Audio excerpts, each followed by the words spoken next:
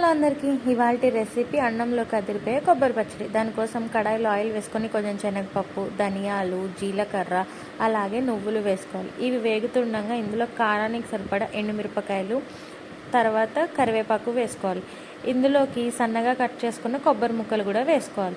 నేను ఇక్కడ సగం చిప్ప కొబ్బరి ముక్కలు తీసుకున్నానండి. ఇవి ఒక 5 నిమిషాలు అలా వేగిన తర్వాత మిక్సీ జార్లోకి తీసుకొని కొంచెం చింతపండు, 3 వెల్లుల్లి రెబ్బలు, రుచికి సరిపడా సాల్ట్ వేసుకొని ఇలా కచ్చాపచ్చాగా బరకగా నీళ్లు పోసుకొని రుబ్బుకోవాలి.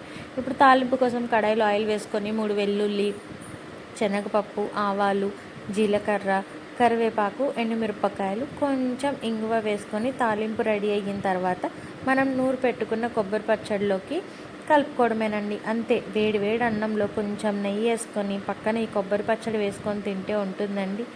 ఆహా, అద్భుతం అండి. మీరు కూడా ట్రై చేయండి. ఎలా ఉందో కమెంట్ చేయండి. బాయ్.